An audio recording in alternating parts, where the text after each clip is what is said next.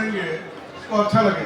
जय जय सदाराम, जय जय श्री राम, जय जय जगन्नाथ, जय जय श्री कृष्ण। सभी उपस्थित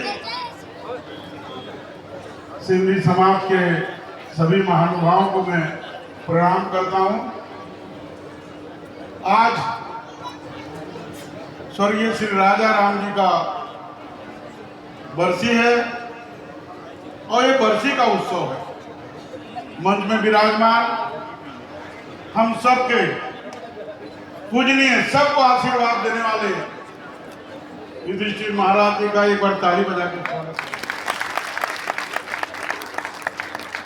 हमारे बीच में संतों के कार्यक्रम में संत पधारे हैं, ऐसे राम बालक जी का पीठाधीश्वर है हमारे पाटेश्वर धाम, उनका भी ताली बजा के स्वागत है।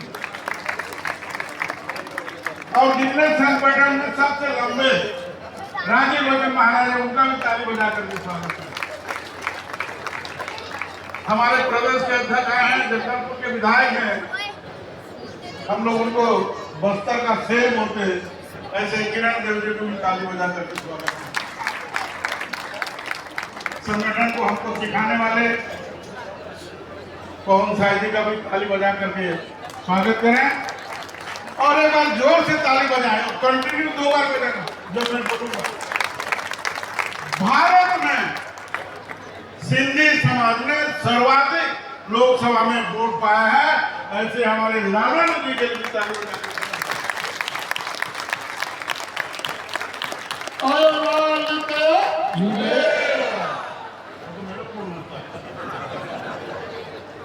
और हमारे बीच में मेरे भाई मोतीलाल जी हैं, जिनका विधानसभा में हम आए हैं, उनके अतिथि भी हैं, उनका भी ताली बजाकर स्वागत करिए।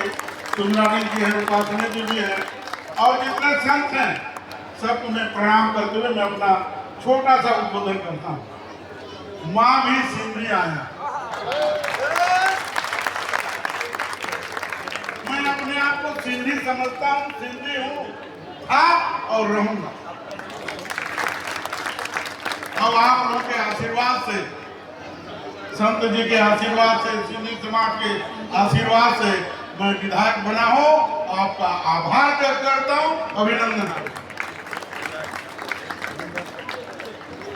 सनातन धर्म को रक्षा करने के लिए, हिंदू समाज को रक्षा करने के लिए जिस सनातन बेटे ने भारत का कार्यभार संभाला है, ऐसे नरेंद्र मोदी जी के लिए हमसे ताली बजा दी और उनके हाथ को मजबूत करने के लिए संत समागम में जितने उपस्थित हैं उनको हाथ को मजबूत करें ताकि भारत विश्व गुरु बने, विश्व मित्र बने और भारत आगे जाके सर्व शिखर पर पहुंचे। यही प्रार्थना, यही निवेदन। आप सबको बहुत बहुत धन्यवाद, बहुत बहुत आभार।